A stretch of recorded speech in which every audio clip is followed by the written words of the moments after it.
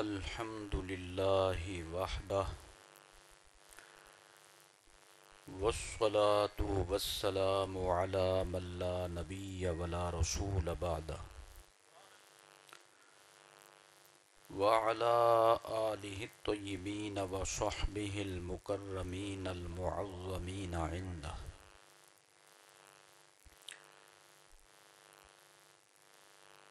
وعلینا معهم اجمعین وکل من تبع ہدیہ نشهد ان لا الہ الا اللہ وحدہ لا شریک لہ ونشهد ان سیدنا وسندنا وحبیبنا وشفیعنا وماوانا وملجانا ومولانا محمدا صلی اللہ تعالی علیہ صلی اللہ تعالی علیہ وعلا آلہ وصحبہ وبارک وسلم عبدہ ورسولہ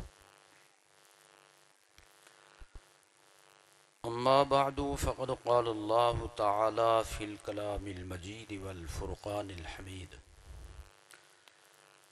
قل بفضل اللہ وبرحمتہ فبذلک فلیفرحوا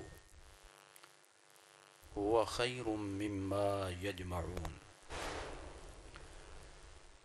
وعن النبی صلی اللہ تعالی علیہ وعلا آلہ وصحبہ وبارک وسلم انہ قال اما ترضون ان یرجع الناس بالذهب او الفضة او الشاة او البعیر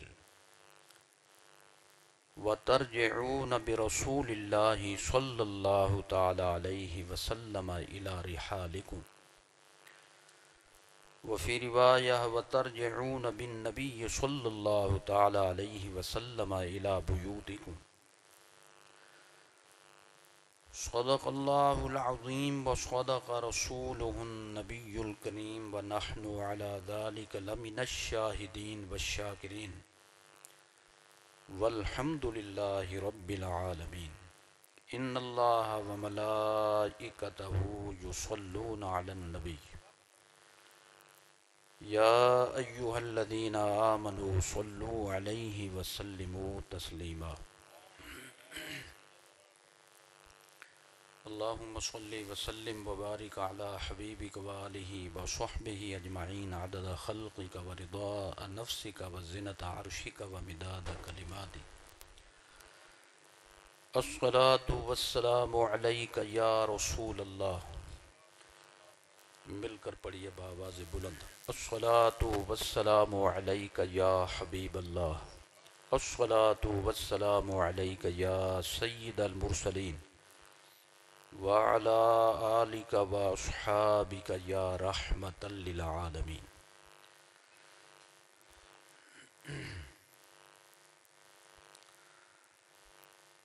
جملہ ذی وقار حاضرین و شرکاء محفل، سب سے پہلے دعا فرمائیں کہ ہمارے جن احباب نے، اہل مسلک نے دین و مسلک کی ترویج و اشاعت کے لیے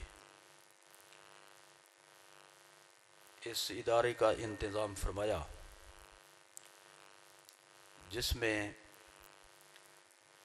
قرآن مجید کی پڑھائی تو پچھلے سال سے جاری تھی، اب اس میں درس نظامی کا اجرا بھی کیا جا رہا ہے۔ اللہ تعالیٰ سب حضرات کی اس نیک کاوش کو قبول فرمائے اور جملہ سرپرستگان متعلقین کو اللہ تعالیٰ دارین کی سعادتیں عطا فرمائے۔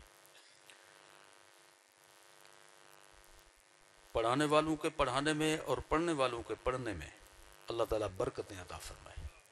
جتنے حضرات اس محفل میں حاضر ہیں، شریک ہیں، اللہ تعالیٰ سب کی حاجات حالات کے مطابق اپنے محبوب کے صدقے میں خاص فضل و کرم نازل فرمائے۔ ان دعائیہ کلمات کے بعد بالکل تھوڑے سے وقت میں آج میں نے چند باتیں کرنی ہیں، اگرچہ عنوانات بہت ہیں لیکن میں کوشش کروں گا کہ تھوڑے سے وقت میں تکمیل ہو جائے۔ میلاد شریف بھی اس کا عنوان ہے اور مدرسے کے حوالے سے قرآن مجید بھی اس کا موضوع ہے، اور حضور شہنشاہ بغداد محبوب سبحانی قطب ربانی حضور سیدنا غوث اعظم جیلانی رضی اللہ تعالیٰ عنہ کی نسبت سے اس محفل کا ایک عنوان ساتھ ساتھ 11ویں شریف بھی ہے۔ تو میلاد شریف سے میں بات شروع کروں گا۔ میلاد کا لفظی ترجمہ ہوتا ہے پیدائش۔ کس کی پیدائش؟ اللہ تعالیٰ کے محبوب کی پیدائش صلی اللہ تعالیٰ علیہ وسلم۔ اس لیے اس کا پورا نام ہے میلاد النبی صلی اللہ تعالیٰ علیہ وسلم، حضور نبی کریم صلی اللہ تعالیٰ علیہ وسلم کی پاک پیدائش۔ اگرچہ لفظی ترجمہ یہ ہے لیکن اس کا جو پورا مفہوم ہے وہ بحذف مضاف ہے۔ عربی گرامر کی روشنی میں پورا عنوان بنتا ہے ذکر و میلاد النبی صلی اللہ علیہ وآلہ وسلم، حضور نبی کریم صلی اللہ تعالی وسلم کی پاک پیدائش کا ذکر۔ لفظ ذکر اگرچہ عنوان میں نہیں ہے لیکن معنوی حیثیت سے یہاں پہ موجود ہے، اور یہ تقریباً ہر بولی کے اندر یہ طریقہ کلام اور طرز تکلم اور انداز گفتگو مروج ہے کہ مختصر جملے بولے جاتے ہیں لیکن پوری تفصیل ان میں موجود ہوتی ہے۔ میں ایک چھوٹی سی مثال پیش کرتا ہوں بات کی تکمیل کے لیے۔ آپ کہتے ہیں کہ ٹوٹی بہہ رہی ہے، پانی بہتا ہے یا ٹوٹی بہتی ہے؟ ٹوٹی تو پیتل کی لوہے کی، وہ کیسے بہے گی؟ تو مطلب یہ ہوگا کہ ٹوٹی کا پانی بہ رہا ہے۔ تو لفظ پانی اگرچہ مذکور نہیں جملے کے اندر اور کلام کے اندر، لیکن معنوی حیثیت سے وہاں پہ موجود ہے۔ تو جب ہم کہتے ہیں میلاد النبی صلی اللہ علیہ وسلم، اس کا پورا معنی ہوتا ہے حضور نبی کریم صلی اللہ علیہ وسلم کے میلاد پاک کا ذکر۔ اس بات کو سمجھ لینے کے بعد اگلی بات جو اس حوالے سے لائق بیان ہے، قابل ذکر ہے اور لائق سماعت ہے، وہ یہ ہے کہ میلاد شریف کی میں ایک جملہ یعنی مختصراً جیسا کہ میں نے عرض کیا تھوڑی سی بات کرنی ہے، اس کی میں اہمیت بیان کر دیتا ہوں کہ میلاد شریف کی اہمیت کیا ہے۔ یعنی سرکار نبی کریم صلی اللہ علیہ وسلم کی پاک پیدائش کی اہمیت کیا ہے، اور حضور کے پاک بشری ظہور اور لباس بشریت میں ملبوس ہو کر اس جہان میں جلوہ فرما ہونے کی اہمیت کیا ہے۔ اس کے لیے میں اتنا کافی سمجھتا ہوں، آپ حضرات کو معلوم ہے، سب حضرات جانتے ہیں، اور اہل سنت و جماعت کو تو تفصیلات بتانے کی ضرورت ہی نہیں ہوتی، یہ تو پیدائشی پڑھے لکھے ہوتے حضور کی شان کے بارے میں۔ اس لیے جب سرکار کی کوئی بھی شان بیان ہو تو ہر سنی جھوم اٹھتا ہے، اور نہ جھومے تو شک پیدا ہو جاتے پتہ نہیں یہ کس کمپنی سے تعلق رکھتا ہے۔ کمپنی کا لفظ کوئی گالی نہیں ہے، احباب، دوست جی۔ اور اس حوالے سے گروہ، جماعت، تو حضور نبی کریم صلی اللہ تعالی علیہ وسلم کے میلاد شریف کی اہمیت کے حوالے سے میں اتنا کافی سمجھتا ہوں کہ اہل سنت و جماعت کا یہ متفقون علیہ عقیدہ ہے، یہی عقیدہ صحابہ کرام کا ہے، تابعین عظام کا ہے، اتباع تابعین کا ہے، ائمہ مجتہدین کا ہے، فقہاء و محدثین کا ہے، مفسرین و صوفیاء کرام کا ہے، رازی کا بھی یہی عقیدہ، غزالی کا بھی یہی عقیدہ، اشعری کا بھی یہی عقیدہ، اور ماتریدی کا بھی یہی عقیدہ۔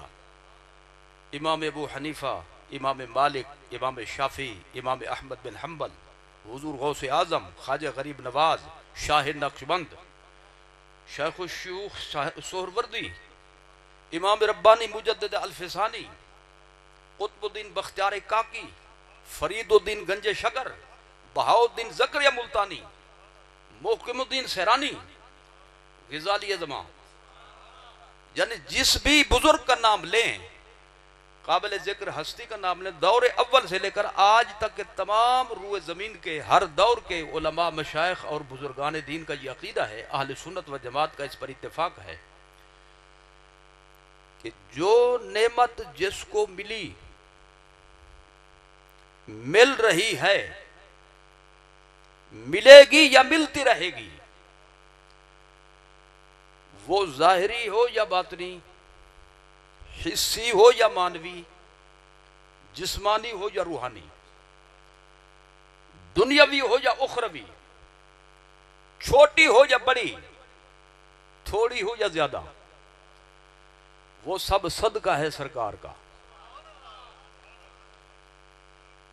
اللہ تعالیٰ نے جس کو جو دیا حضور کے صدقے میں دیا، جس کو جو دے رہا ہے حضور کے صدقے میں دے رہا ہے، اور جس کو جو عطا فرمائے گا حضور کے صدقے میں عطا فرمائے گا۔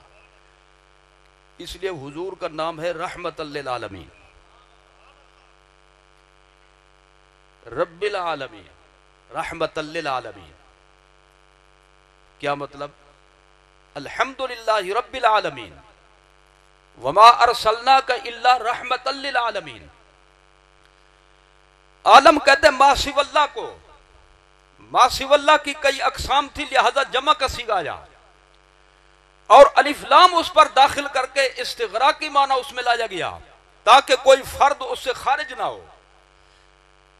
خلاصہ مفہوم یہ بنے گا، اللہ فرماتا ہے میں رب العالمین ہوں، میرا محبوب میرے بنانے سے رحمت للعالمین ہے، جس کا میں رب ہوں میرا محبوب اس کے لیے رحمت ہے۔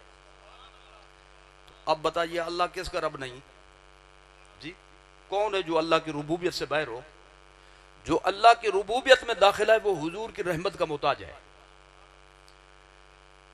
تو اللہ تعالیٰ سب سے، اللہ تعالیٰ کی ذات لا اول لہ ولا آخر لہ، وہ ابتدا سے بھی پاک اور انتہا سے بھی پاک، قدیم، ازلی، ابدی، سرمدی، ہمیشہ سے ہمیشہ رہنے والا۔ تو اللہ تعالیٰ نے جب اس کائنات کو پیدا فرمانے کا ارادہ فرمایا، اس نے ایک نظام برپا فرمایا، اس نے قانون بنایا کہ دوں گا تو میں، لیکن جس کو دوں گا کسی نہ کسی واسطے سے دوں گا، کسی نہ کسی سبب سے دوں گا۔ رزق کون دیتا ہے؟ تو ہم سڑک پہ کیوں نہیں بیٹھ جاتے، گھر میں کیوں نہیں بیٹھ جاتے، کاروبار کیوں کرتے ہیں؟ یہ سبب ہے۔ اولاد کون دیتا ہے؟ جی تو آسمان سے تو نہیں آ جاتی، نظام ہے پورا اولاد کے حصول کا۔ تو یہ اللہ تعالیٰ کا قانون ہے کہ میں جس کو دوں گا تو کسی نہ کسی سبب سے دوں گا۔ تو اب میں اس کو جملے کو یوں مکمل کرنا چاہتا ہوں، ہر سبب کا سبب حضور ہے، ہر واسطے کا واسطہ حضور ہے، ہر ذریعہ کا ذریعہ حضور ہیں، ہر وسیلے کا وسیلہ حضور ہے۔ حضور حقیقت الحقائق ہیں، ذریعۃ الذرائع ہیں، وسیلۃ الوسائل ہیں، سبب الاسباب ہیں۔ یعنی یوں سمجھیے بھائی، ہم اپنے ماں باپ کے اولاد ہیں، تو وہ کن کے اولاد تھے؟ اپنے ماں باپ کی۔ ان کے ماں باپ کس کی اولاد تھے؟ اپنے ماں باپ کے۔ تو یہ بالآخر سلسلہ پہنچتا ہے حضرت سیدہ حوا اور حضرت سیدنا آدم علیہ السلام تک۔ حضرت حوا کو بھی حضرت سیدنا آدم علیہ السلام کے پارہ جسم سے پیدا کیا گیا۔ انہوں نے خواہش ظاہر کی، یا اللہ میں اکیلا ہوں، بڑی وحشت ہوتی ہے طبیعت پہ، بوریت کی کیفیت ہو جاتی ہے، میرا کوئی ساتھی ہونا چاہیے۔ میرا کوئی شریک سفر ہونا چاہیے، حال احوال بانٹنے والا ہونا چاہیے۔ اللہ تعالیٰ نے فرمایا میں انتظام کرتا ہوں۔ آدم علیہ السلام سو گئے، آرام فرما ہوئے، تو نیند کی حالت میں اللہ تعالیٰ نے ان کے جسم مبارک کا ایک حصہ آپریشن کے ذریعے نہیں، اپنی قدرت کاملہ سے الگ کیا، اور اسی کو حضرت سیدہ حوا کی صورت دی۔ حوا کا مطلب یہی ہوتا ہے جو زندہ کے ٹکڑے سے بنا ہو، جی وہ فرد جو زندہ کے جسم کے ٹکڑے سے بنا ہو۔ تو حضرت حوا کے نام کی یہ وجہ تسمیہ ہے۔ تو ان کی تخلیق ہوئی، پیدائش ہوئی آدم علیہ السلام کے جسم مبارک کے ایک ٹکڑے سے۔ تو بنیادی فرد کون بچا؟ آخر میں ایک فرد رہے، وہ ہیں حضرت آدم علیہ السلام۔ تو ہماری تخلیق کا سبب ہمارے ماں باپ، ان کی تخلیق کا سبب ان کے ماں باپ، ان کی پیدائش کا سبب ان کے ماں باپ۔ بہت سلسلہ طویل ہے، وقت قلیل ہے، اور محفل ختم کرنے کی بھی دلیل ہے، جی تو اس لیے میں تھوڑی سی بات کرنا چاہتا ہوں۔ الغرض المختصر، یہ سلسلہ پہنچا حضرت حوا اور حضرت آدم علیہ السلام تک، جی اگر آدم علیہ السلام نہ ہوتے تو حضرت حوا نہ ہوتی، وہ نہ ہوتی تو یہ نسل انسانیت روئے زمین پر نہ پھیلتی۔ تو آپ نے یہ دیکھا اس مثال سے کہ سبب کا بھی سبب ہوتا ہے، جی ہماری اولاد ہے، ہم ان کے وجود کے لیے سبب ہیں، ہم خود کسی کی اولاد ہیں، ہمارے وجود کا سبب اور ہے، اور پھر اوپر تک یہ سلسلہ چلا جائے، آخر میں سبب ایک بنتا ہے مرکزی۔ تو میں کہتا ہوں جہاں پہ اسباب کا سلسلہ رک جائے، ان سب سے پہلا اور بنیادی جو سبب ہے وہ ہمارے آقا کی ذات پاک ہے۔ اس لیے حضور کے نور مبارک کو سب سے پہلے پیدا کیا گیا، پھر جس کو جو عطا ہوا حضور کے نور کے صدقے میں عطا ہوا۔ اسی کو کہتے ہیں وَمَا أَرْسَلْنَاكَ إِلَّا رَحْمَةً لِّلْعَالَمِينَ۔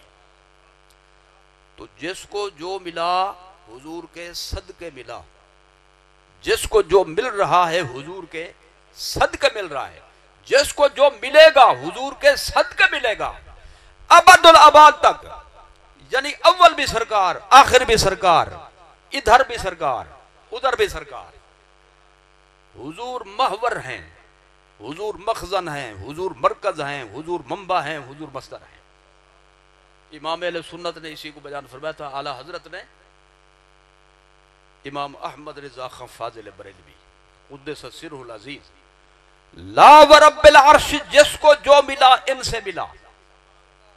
آپ کی خاموشی بھی سبحان اللہ۔ لا ورب العرش، جس کو جو ملا ان سے ملا، بٹھتی ہے کونین میں نعمت رسول اللہ کی صلی اللہ تعالی وسلم۔ یہ ہمارا عقیدہ، اور قرآن و سنت سے یہ بات ثابت ہے کہ جس کو جو ملا حضور کے صدقے میں ملا، اور جو مل رہا ہے حضور کے صدقے میں مل رہا ہے، اور جو ملے گا حضور کے صدقے میں ملے گا۔ اور یہ صدقہ اور وسیلہ ماننا کوئی جرم نہیں، یہ ضروری ہے، جی یہ بتائیں کہ اولاد ماں باپ کے صدقے ہوتی ہے کہ نہیں؟ ایسا بولے کوئی سن نہ لے، جی اولاد ماں باپ کے سبب سے ذریعے سے ہوتی ہے کہ نہیں؟ اب اگر کوئی کہے میں باپ کو نہیں مانتا، جی تو گڑبڑ ماں باپ پہ ہوگی یا اعتراض اس بچے پہ ہوگا؟ سارے کہیں گے 2 نمبر کھاتے کا ہے، ہوگا کہ نہیں ہوگا؟ تو جو انکار کرے حقیقت کا وہ مجرم ہوتا ہے، جو حقیقت کی ترجمانی کرے وہ اپنا فرض پورا کرتا ہے۔ کچھ حضرات یہ اس سوچ میں ہیں کہ بھئی اللہ وسیلے کا تو محتاج نہیں، تو پھر وسیلے کی بات کیوں کرتے ہو؟ تو میں کہتا ہوں اللہ محتاج نہیں، ہم محتاج ہیں۔ یہ وسیلہ اس نے اپنی ضرورت کے لیے نہیں بنایا، ہماری ضرورت کے لیے بنایا ہے۔ کھیت کو پانی لگانا چاہتے ہیں، جی تو سب سے عمدہ پانی کون سا ہے؟ دریا کا، جی تو مینر سے کیوں پانی لگاتے ہو کھیت کو؟ دریا سے لگاؤ نا، پھر پتہ چلے، جی یہ مینر، یہ نہریں یہ کہاں سے نکلتی ہیں؟ دریا سے نکلتی ہیں، تو سیدھا دریا سے لو، جی اب اگر کوئی کہ مینر سے ندی سے لیں یہ شرک ہو جائے گا، جب دریا موجود ہے اس سے لینا ہے، لے کر دکھاؤ، نہ تم ہوگے نہ فصل ہوگی جی، پتہ چل جائے گا براہ راست لینے کا۔ تو جب براہ راست حاصل نہ کر سکیں تو درمیان میں کسی کو رکھنا پڑتا ہے۔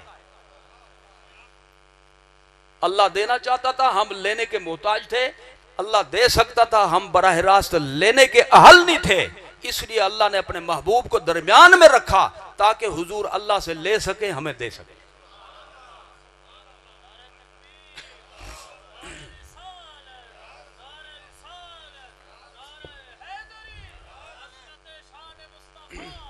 اور یہ بھی اللہ تعالیٰ نے اصول بنایا ہے، میں ملوں گا ضرور، لیکن ملوں گا وہاں پہ جہاں میرا محبوب ہوگا۔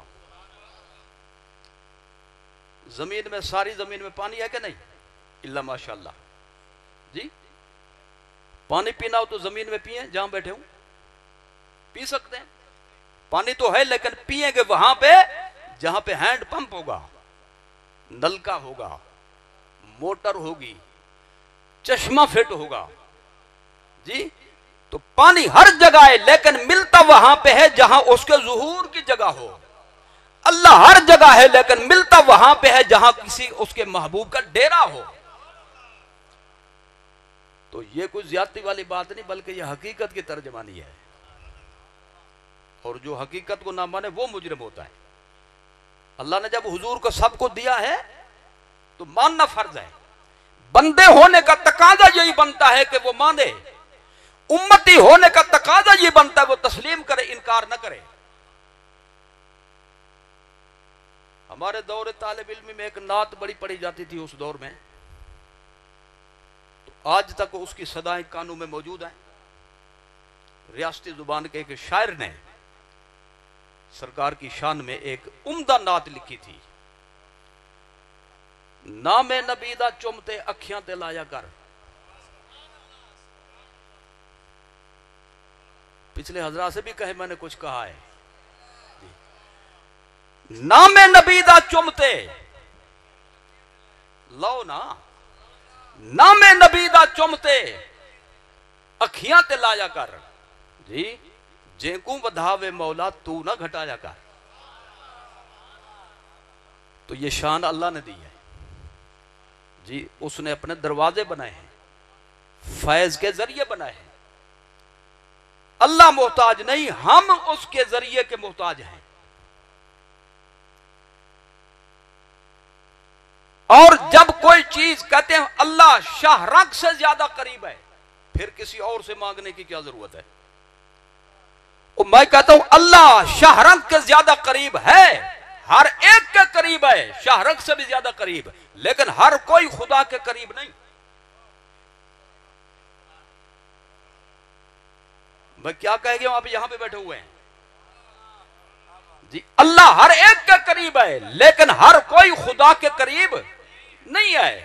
ہر کوئی خدا کے قریب ہو تو فرعون بھی مقرب ہو، نمرود بھی مقربین میں ہو، حامان، شداد، یہ سارے اویل سویل کے لانتی جی، ابو جہل یا گستاخ، یہ بھی پھر اللہ کے مقرب قرار پائیں۔ تو معلوم ہوا اللہ تو ہر ایک کے قریب ہے، لیکن ہر کوئی اللہ کے قریب نہیں۔ تو لہذا جب ہر کوئی اللہ کے قریب نہیں تو اس کے قریب ہونے کے لیے کسی مقرب کی ضرورت ہے، کسی مقرب کی ضرورت ہے۔ یہ کیا چیز ہے؟ وہ ڈر گئے، پتہ نہیں کوئی لپٹی ہوئی کوئی چیز نہ ہو، کپڑا ہی ہے۔ کیسے پتہ چلا آپ کو؟ آنکھوں سے دیکھا جی، یہ کیا ہے جی، کیسے پتہ چلا؟ آنکھوں سے دیکھا۔ یہ کیا ہے؟ کیسے پتہ چلا؟ آنکھوں سے دیکھا۔ لیکن میں پوچھنا چاہتا ہوں کہ اگر آپ نے اپنے بھویں دیکھنے ہوں، اپنی پیشانی دیکھنی ہو، اپنی آنکھوں کی پلکیں دیکھنی ہوں، تو پھر کیا کرو گے؟ چھت پہ چڑھ جاؤ گے؟ سٹول رکھو گے، زور لگاؤ گے شاید نظر آ جائے؟ نہیں، آگے شیشہ رکھنا پڑے گا۔ جو دور والی چیز ہو اس کے لیے شیشے کی ضرورت نہیں، جو زیادہ قریب ہو اس کے لیے شیشے کی ضرورت ہے۔ خدا نے فرمایا میں شاہ رگ سے بھی زیادہ قریب ہوں، تو لہذا مجھے دیکھنا چاہتے ہو تو مدینے والے کا شیشہ لے کر آنا پڑے گا، بغداد والے کا شیشہ لے کر آنا پڑے گا، غریب نواز کا شیشہ لے کر آنا پڑے گا. تو یہ ساری چیزیں خدا کی بنائی ہوئی ہیں. ہمارا قصور صرف یہ ہے کہ ہم نے ماننا شروع کر دیا ہے. کہو الحمدللہ. تو یہ اگر قصور ہے تو ہم بار بار کریں گے.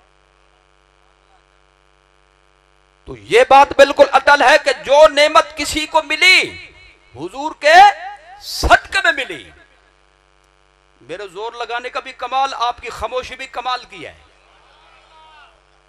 غلام ہے تو غلامی کا مظاہرہ کرتے بولیں. یہ حضور کی شان کو ووٹ دینا ہوتا ہے. اور ووٹ دینا، جی کہتے ہیں ووٹ کو عزت دو، ووٹ کا حق ہے ادا کرو، ضرور ادا کرو. اور دنیاوی حوالے سے تعلق کو برقرار رکھنے کے لیے ووٹ ضروری ہے، تو آخرت اور قبر کی کامیابی کے لیے بھی کسی کو ووٹ دینا ضروری ہے. اور وہ کس کو دینا پڑے گا؟ سرکار کو. جس کو جو ملا حضور کے صدقے میں ملا، جس کو جو مل رہا ہے حضور کے صدقے میں مل رہا ہے، اور جس کو جو ملے گا حضور کے صدقے میں ملے. یہ بات سمجھ میں آ گئی؟ اب کچھ نعمتیں وہ ہیں جو اس دنیا کے جہان کے پیدا ہونے سے پہلے کی ہیں، اور وہ بھی حضور کے صدقے میں ملی، کیونکہ رحمت للعالمین جو ہوا ہے.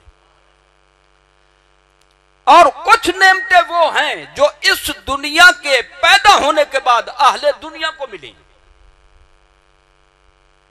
اور خصوصیت کے ساتھ بہت سی نعمتیں وہ ہیں کہ جن کا ملنا اس پر موقوف تھا کہ میرا محبوب جلوہ گر ہوگا تو دوں گا. اس دنیا میں میرے محبوب کی جلوہ گری ہوگی تو وہ نعمتیں دوں گا. جی کچھ نعمتیں ایسی ہیں جو حضور کی آمد کے بعد ملنی تھی. حضور نہ آتے تو وہ نعمتیں نہ ملتی. نماز پڑھتے ہو؟ جی نعمت ہے، کہاں سے ملی؟ حضور سے ملی. روزہ رکھتے ہو؟ جی نماز روزے کی بات کر رہا ہوں، اب تو بولو. جی نعمت ہے یا نہیں؟ کہاں سے ملا؟ حج کرتے ہو؟ عمرے کی سعادت حاصل کرتے ہو؟ یہ نعمت کہاں سے ملی؟ زکوٰۃ کا فرض ادا کر کے قبر و آخرت کو ٹھنڈ پہنچاتے ہو؟ جی کہاں سے ملی سعادت؟ کلمہ پڑھتے ہو؟ فخر کی بات ہے یا شرم کی ہے؟ شرم کے تو چپ کر جاؤ، فخر کی تو بولو. کلمہ پڑھتے ہو؟ جی کلمہ کہاں سے ملا؟ حضور سے ملا. حضور نہ آتے تو کلمہ نہ ہوتا، روزہ نہ ہوتا، نماز نہ ہوتی، حج نہ زکات نہ ہوتا. اور پھر میں کہتا ہوں جو عنوان آپ نے رکھا قرآن مجید، حضور تشریف نہ لاتے تو قرآن بھی ہمیں نہیں ملنا تھا. تو اسی تشریف آوری کو کہتے ہیں حضور کا میلاد. اب بتائیے میلاد اہم ہے کہ نہیں؟ اس کی کوئی ویلیو ہے کہ نہیں؟ آہستہ بولے، آہستہ. اس کی کوئی عظمت ہے کہ نہیں؟ اس کی کوئی حیثیت ہے کہ نہیں؟ حضور کا میلاد نہ ہوتا تو حضور کی بعثت نہ ہوتی، اعلان نبوت اظہار رسالت نہ ہوتا، بعثت نہ ہوتی تو شریعت نہ ملتی، دین نہ ملتا، قرآن نہ ملتا. جی بعثت کی بنیاد، دین کی بنیاد بعثت پر، اور بعثت کی بنیاد حضور کے میلاد پر. تو میلاد نہ ہوتا تو کچھ نہ ہوتا، کچھ نہ ہوتا، کچھ نہ ہوتا. نہ بیان کرنے والا ہوتا، نہ سننے والا ہوتا.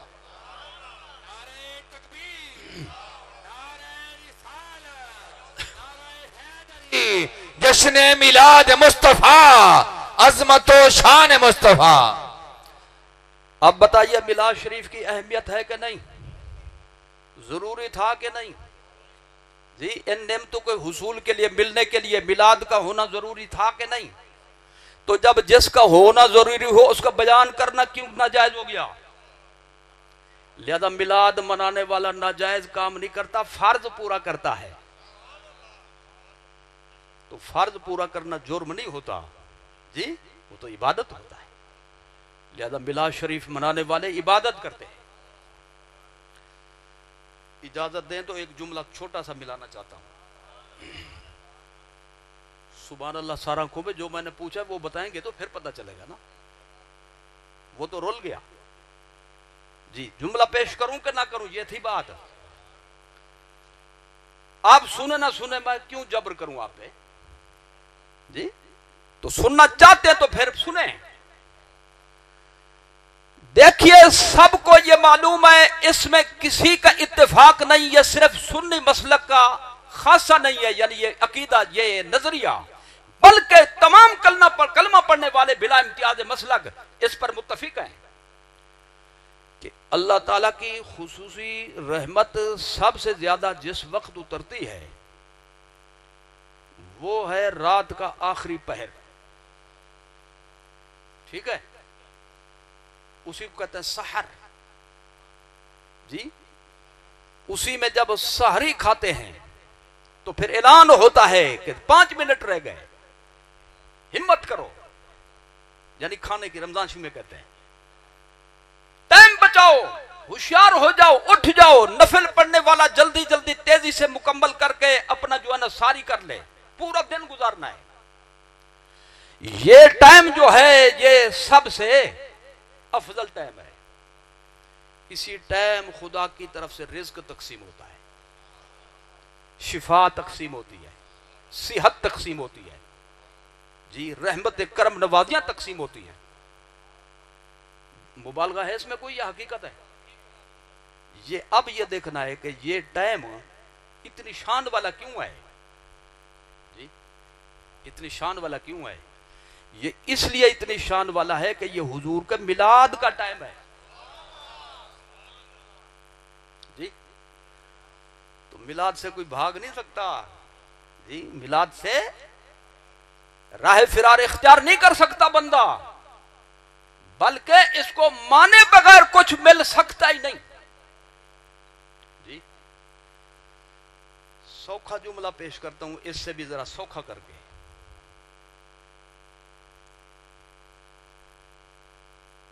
سرکار جس مہینے میں تشریف لائے سال کے ہوتے ہیں 12 مہینے، حضور جس مہینے میں تشریف لائے وہ آتا ہے سال میں ایک بار.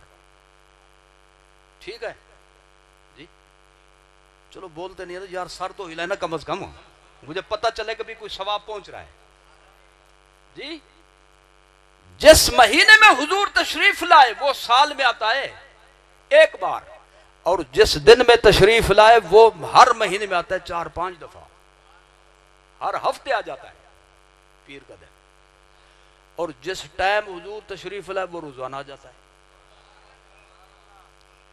اب جو میلاد شریف سے بھاگنا چاہے اس کو چاہیے وہاں جائے جہاں ربیع الاول شریف نہ آتا ہے، یا وہاں پہ جائے جہاں منڈے نہ ہو، منڈے پیر، یا وہاں جائے جہاں پہ صبح صادق نہ ہو. تو اس سے بہتر نہیں کہ اپنے آپ کو مصیبت میں دینے کی بجائے سیدھے غلام ہی بن جاؤ. تو میلاد شریف اہم ہے، لہذا جو ماننے والے ہیں وہ بھی اہم ہے. دیکھیے بھائی میں ایک بات، ایک جملہ مزید عرض کرنا چاہتا ہوں.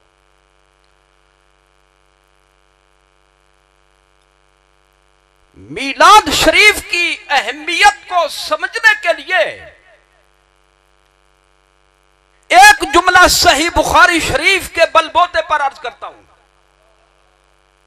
صحیح بخاری، سبحان اللہ، معجزہ ہے سرکار کا. اللہ رسول جانتے تھے کہ صحیح بخاری کو ایسی اہمیت ہوگی کہ مطالبہ یہ ہوگا، ڈیمانڈ یہ ہوگی کچھ لوگوں کی کہ حدیث پڑھو تو بخاری سے پڑھو. وہ حدیث اسی بخاری میں رکھوا دی. جی اور زبان سے، ہر زبان سے اعلان کرا یا قرآن کے بعد جس کی شان ہے وہ صحیح بخاری ہے. تو جب کہتے ہو تو مانو بھی صحیح. اسی صحیح بخاری شریف میں یہ بات موجود ہے. میں بالکل مختصر جملہ عرض کرتا ہوں. ابو لہب حضور کا بدترین دشمن تھا، بھرے مجمع میں گالیاں بکتا تھا، اور اپنے بچوں کو بھیج کر، بیٹوں کو بھیج کر معاذ اللہ ثم معاذ اللہ مجمع کے اندر حضور کی توہین کرواتا تھا.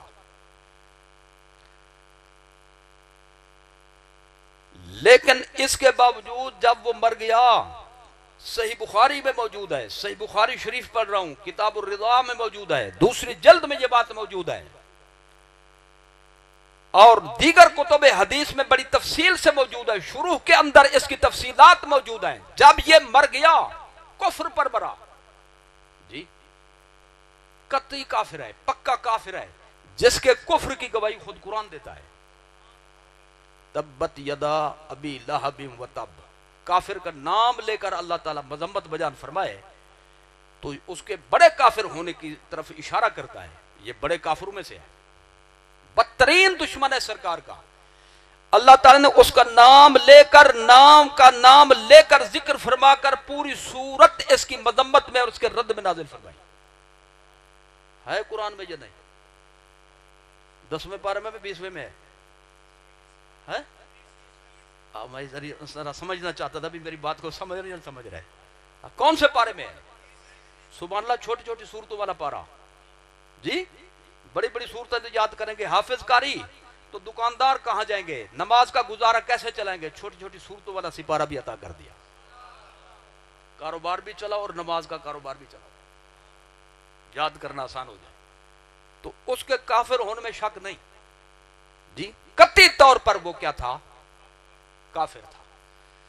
لیکن جب وہ مر گیا، اسی صحیح بخاری شریف میں یہ موجود ہے، ہر پیر کی رات میں، اب بھی ہمت کرو، چلو چپ کرنے کی ہمت کرو، بولنا نہیں ہے تو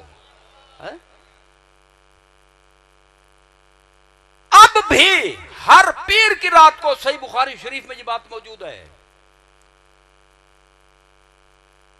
وہ اپنے ہاتھ کا انگلی شہادت اور انگوٹھے کے درمیان والا یہ جو چھوٹا سا گڑا ہے، اس کو چوستا ہے، اسی میں سے اس کو کھانے پینے کی چیز ملتی ہے، اس کو سکون مل جاتا ہے، عذاب ہلکا ہو جاتا ہے۔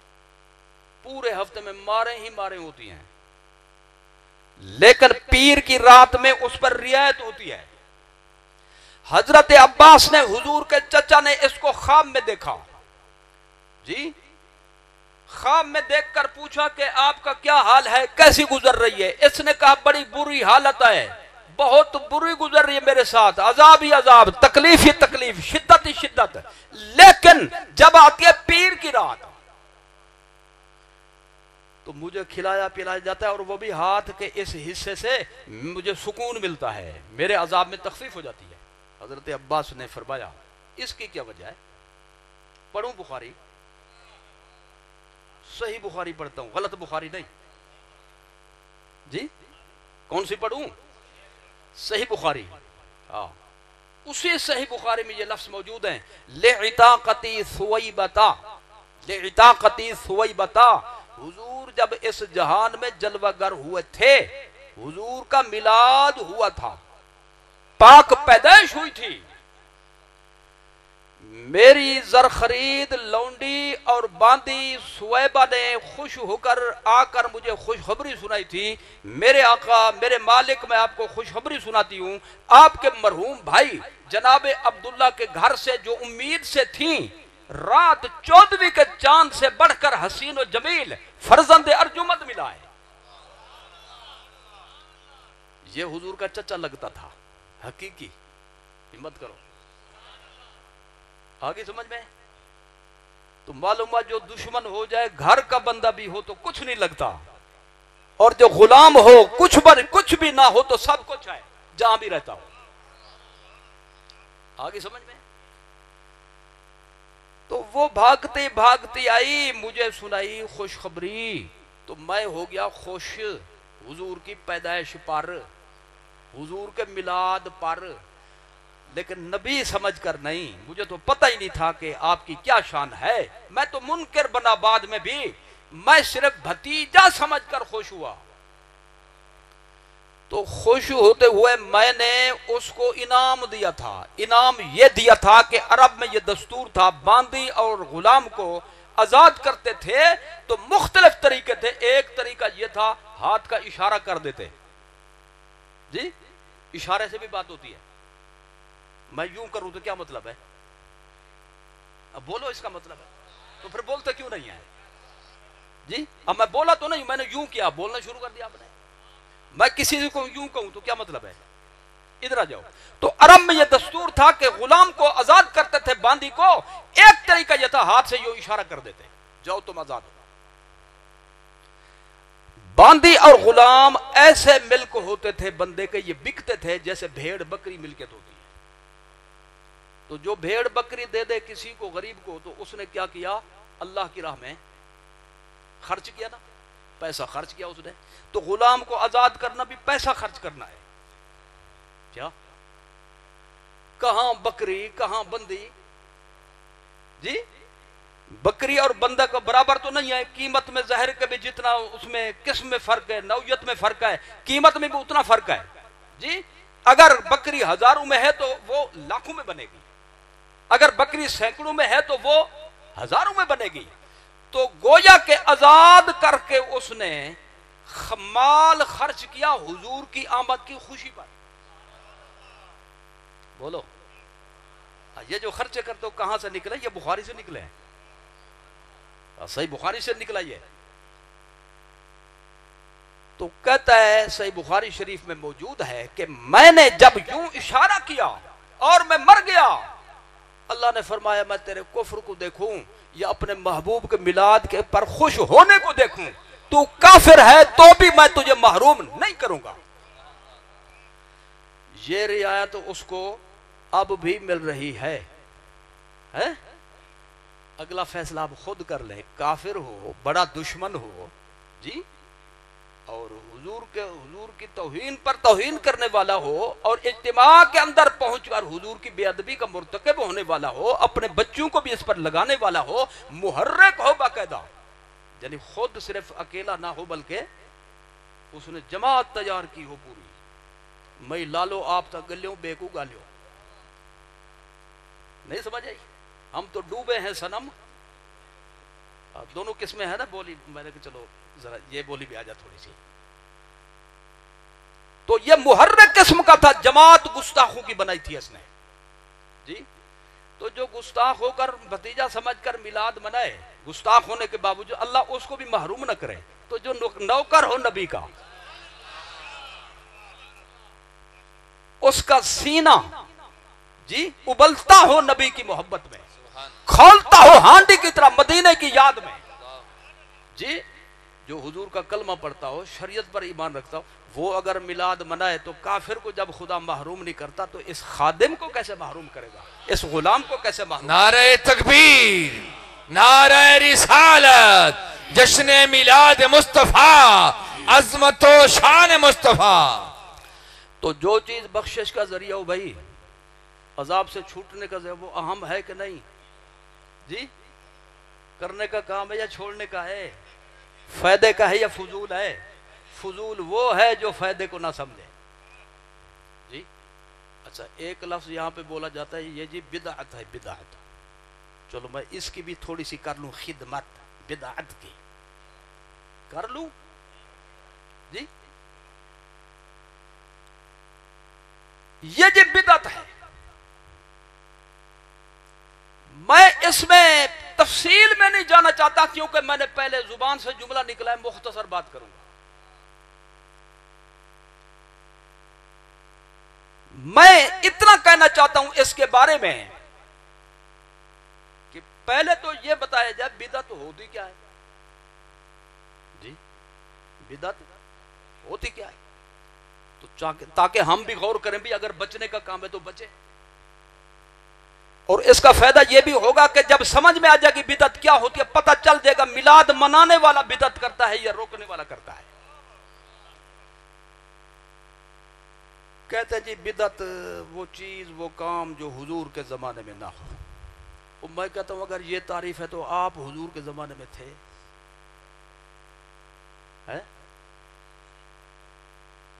اگر تھے اور مسلمان تھے تو صحابی ہوتے، صحابی تو ہو نہیں.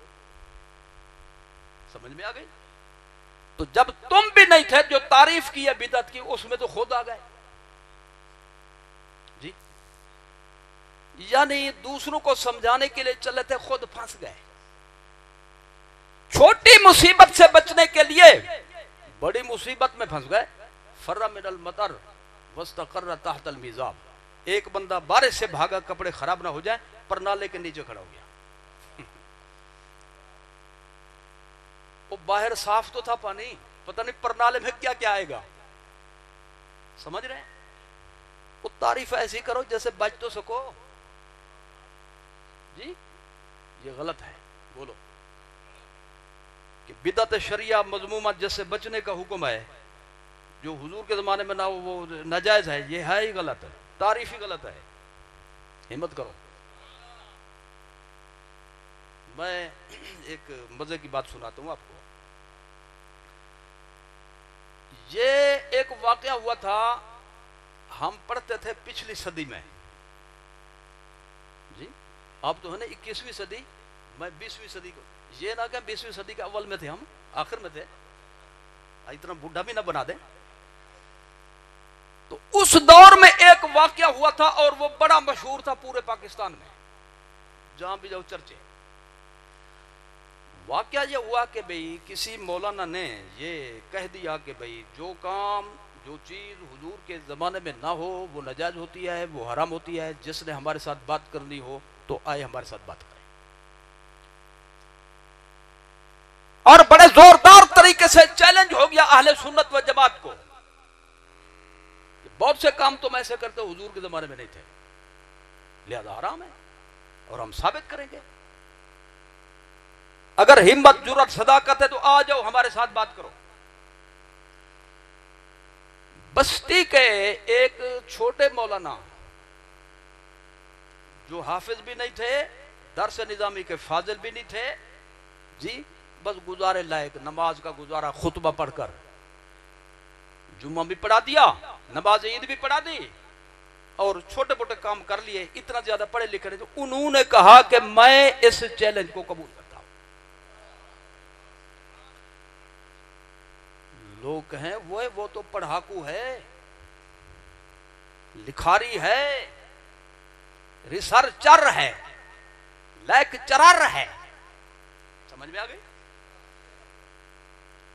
اور وہ تو مدرس ہے, وہ تو مصنف ہے, مؤلف ہے. آپ اس کا مقابلہ کیسے کریں گے؟ انہوں نے کہا اس کو چھوڑیں, یہ کام ہوتا ہے اللہ کے محبوب کی نظر کرم سے. انشاءاللہ ایسا جواب دوں گا تاریخ میں لکھا جائے گا. اور جو میرے ساتھ بات کرے گا جائیں کو مت نہ سی بھئی ایندہ مت نک بھی نہ ہے. اچھا خیر میں مختصر کروں, ویسے وعدہ کر چکا ہوں بھی مختصر کروں گا. قصے کے بہت سی شکے میں چھوڑ رہا ہوں. ٹائم فکس ہو گیا جی, لوگ جمع ہو گئے, جلسے پہ کم آتے ہیں. بحث کا نام ہو تو خود بخود اشتہار بھی نہیں دینا پڑتا, اور یہ بھی نہیں کہنا پڑتا لنگر کا وسیع انتظام ہے, انتظام اپنا کر کے آتے. لوگ جناب ٹھٹ کے ٹھٹ جمع ہو گئے.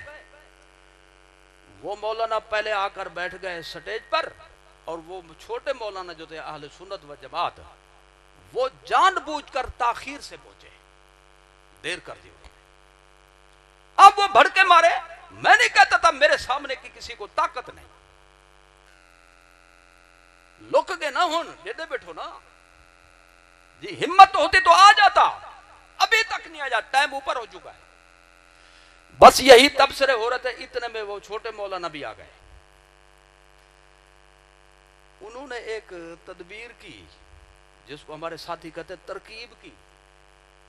جی ترکیب یہ کی بھی جوتا اپنا اتارا اور جوتے کو اس نے رکھا بغل میں, سیدھے سٹیج پہ السلام علیکم بڑے زوردار طریقے سے سلام کیا. مولانا نوٹ کر رہے تھے اس کی اس بات کو کہ بھی اس بندے کو تو تہذیب ہی نہیں ہے. جی سٹیج پر منبر رسول پر معززین کے مجمع کے اندر جوتا نیچے نہیں رکھا, اور رکھنا ہی تھا تو ہاتھ میں لیتا, بغل میں دبا دیا, گوبر لگے یا جو لگے. اس نے کہا بھئی اس کو رگڑا پلاؤ. جی بس رگڑا جب اس کو مل گیا تو پھر کام آسان ہو جائے گا, کیونکہ فرسٹ پریشر جو ہوتا ہے کہتے ہیں لاسٹ پریشر ہوتا ہے. یہ ہمارے رئیس صاحب ہیں, انہوں نے ایک مناظرہ کرایا تھا ہمارا جب میں پہلے آیا تھا. وہ ایسا ہوا کبھی مولانا جو بیٹھے نا ہمارے سامنے، بخاری شریف پیٹھ کے پیچھے رکھی ہوئی تھی اس نے، یاد ہے ان کو؟ تو میں نے کہا موقع سے فائدہ اٹھاؤ، میں نے کہا مولانا پیچھے کیا ہے؟ کہتا صحیح بخاری۔ میں نے کہا آپ کو اتنا بھی پتہ نہیں بھی بخاری شریف نبی کا فرمان پیٹھ کرتے ہو؟ ادب کرو، سیدھو بیٹھو۔ کہتے سوری جی، لیکن ساتھ ہی چہرے کا رنگ فک ہو گیا، ایک آوت بیا ونجے، آخر تک وہ پریشر چلا جی۔ خیر میں وہ قصہ نہیں سنا رہا۔ تو جب وہ مولانا نے دیکھا نا بھی جوتا اس نے بغل میں دبایا، اس نے کہا بھی ابھی سے اس کا پریشر نکالو تو آخر تک یہ کام دے گا۔ اس نے کہا او مولانا، اس نے کہا جی جناب۔ کس مدرسے میں پڑھے ہو؟ اس نے کہا آج بحث کرنی ہے یا سندے چیک کرنی ہے؟ تو سندے چیک کرنی ہے تو میں بھی آپ سے پوچھ سکتا ہوں، سند دکھاؤ مجھے، کس مدرسے میں پڑھے ہو؟ اس نے کہا نہیں ابھی تو بات شروع ہی نہیں ہوئی، بات تو ہوگی لیکن ایک بات سامنے آئی ہے تو میں نے کہا چلو آپ سے پوچھ لوں۔ اس نے کہا پوچھو، پوچھنا حق ہے۔ اس نے کہا یہ جو جوتا آپ نے بغل میں رکھا اور سٹیج پہ آ گئے، مجمع کے اندر آ گئے، تو یہ کس کتاب میں کہاں پڑھا ہے آپ نے؟ یہ تو تہذیب کے بھی خلاف ہے۔ اس نے کہا آپ نے سوال کیا تو جواب تو میرے ذمہ ہے، سنو جواب اس کا۔ اس نے کہا جی میں نے ایک کتاب میں پڑھا تھا کہ تمہاری جو جماعت تھی حضور کے زمانے میں وہ جوتے چوری کرتی تھی، تو حکم ہوا کہ جوتوں کی حفاظت کرو۔ تو اب جب میں اس مجمع میں آ جاؤں تو مجھے وہی شکلیں نظر آئیں جو میں نے پڑھی تھی کتاب میں۔ تو میں نے سوچا کہ غریب آدمی ہوں جی، ہے تو بس میں پھتکڑی 5 روپے کی بھی نہیں یہ جوتی، لیکن گم ہو گئی تو کانٹے تو لگیں گے، مجھے پریشانی تو ہوگی، دھوپ میں کیسے چلوں گا؟ میں نے جب دیکھا نقشہ منظر وہی ہے تو بھائی میں نے تو اپنا فرض پورا کیا ہے، غریب آدمی ہوں، میں نے جوتے کی حفاظت کی ہے، اس میں کون سا جرم ہے؟ مولانا نے جو جناب بڑے گرجدار آواز میں کہا جھوٹ نہ بولو جی، کوڑ منہ تے چٹے دیندا۔ اس نے کہا مولانا میں نے کون سا جھوٹ بولا، ذرا اس کو تو واضح کریں۔ کہتا ہے یہ بڑا جھوٹ بولا آپ نے کہ ہماری جماعت حضور کے زمانے میں جوتے چوری کرتی تھی، پہلے ہماری جماعت تو ثابت کرو حضور کے زمانے میں۔ اس نے کہا پکی بات ہے نہیں تھی؟ اس نے کہا نہیں تھی۔ اس نے کہا یہی تو ثابت کرنا تھا۔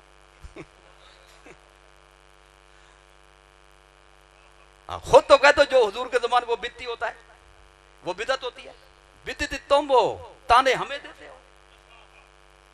فیصلہ ہو گیا اسی جملے پہ، آگے سمجھ میں؟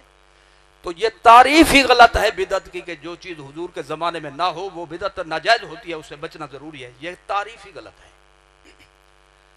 اگر یہ تعریف صحیح ہو تو بتائیے جس طریقے سے نماز کا آپ وضو فرماتے ہیں، ٹینکی، پائپ، موٹا پائپ، ادھر ٹوٹی، تھلی، بیٹھنے کی جگہ، بجلی ہو بٹن آن کریں، ٹینکی بھر جائے، وہاں سے پانی نیچے آئے، ٹوٹی کھول کر وہاں پہ آپ وضو کریں، اس طریقے سے وضو، یہ بھی تو عبادت ہے، دین کا کام ہے، ہمت کرو۔ اس طریقے سے وضو کرنا حضور سے ثابت نہیں۔ چلو چپ کرو، یوں نہیں کرتے تو یوں رہو، چلو۔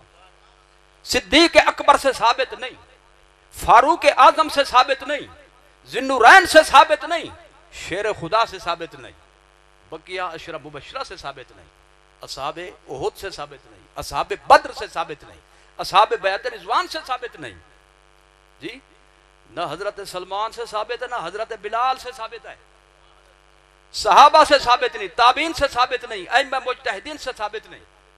تو پھر اس کا مطلب یہ ہوا جو اس طریقے سے وضو کرے اس نے نیا کام کیا، وہ کام کیا جو حضور کے زمانے میں نہیں تھا، لہذا جو امام ایسے وضو کرے گا وہ بھی دوزخ میں، اور جو مقتدی وضو کر کے نماز پڑھے گا وہ بھی دوزخ میں۔ آئی سمجھ؟ لیکن آپ کیوں پریشان ہوتے ہیں؟ وہ پریشان ہو جس کا اصول ہے جی۔ اللہ تعالیٰ سب کو حرمین طیبین کی حاضری کا شرف عطا فرمائے۔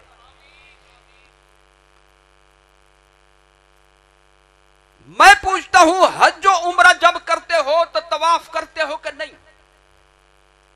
کرنا پڑتا ہے کہ نہیں؟ اور صفا مروہ کی سعی بھی کرنی پڑتی ہے کہ نہیں؟